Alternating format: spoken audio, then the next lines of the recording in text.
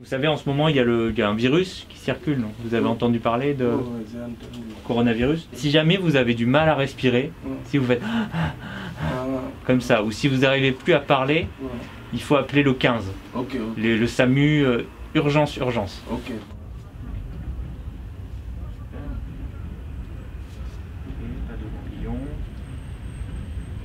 Après, si vous avez juste de la fièvre, etc., il faut prendre le paracétamol. Vous en avez ou pas? Non, je n'ai pas encore. Ça, je peux vous en donner un petit peu, comme ça, si vous avez de la fièvre, vous en prenez. Je vais vous donner un deuxième masque quand même pour éviter d'infecter les autres. Est-ce que dans le camp où vous êtes, il y a des personnes âgées? Non, c'est les jeunes de 20 ans, 25 ans, D'accord. 26 ans. C'est pas facile, mais il faut faire le nœud derrière. Ouais. Ils sont pas les plus pratiques quand même.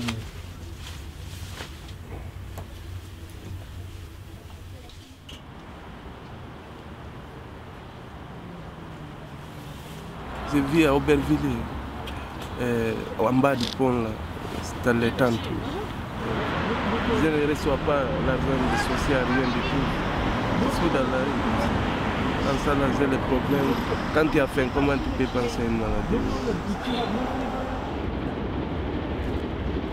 On considère que la précarité est un facteur de vulnérabilité et puis ensuite pour certains d'entre eux ils ont des comorbidités, donc des pathologies chroniques qui peuvent les rendre plus vulnérables à des formes plus graves de la maladie. Et puis on sait aussi de manière générale qu'ils ont souvent des problèmes, ils peuvent être sous-alimentés, ils peuvent être un petit peu immunodéprimés et tout ça favorise des formes aussi plus graves de Covid s'ils devaient être infectés.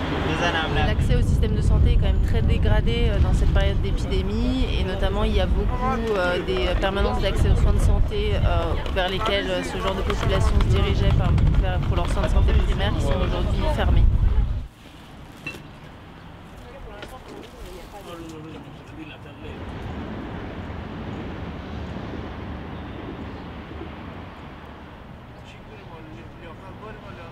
Pour la plupart des gens, soit effectivement ils sont à la rue, donc dans des campements un peu sauvages, soit dans des squats, ou éventuellement dans des hébergements collectifs qui peuvent être des foyers de travailleurs ou des gymnases effectivement, ou tous les centres d'hébergement d'urgence qui ont été mis en place. Et la plupart de ces lieux ne permettent pas le confinement d'une part donc pour les gens qui ne sont pas encore infectés pour se protéger d'une éventuelle contamination, et pour les gens qui présenteraient des symptômes ne leur permet pas de mettre en place les mesures d'isolement qui leur éviteraient de contaminer d'autres gens dans les structures où ils vivent. Bien sûr, on va avoir une attention particulière pour éventuellement dépister des gens qui auraient des symptômes Covid.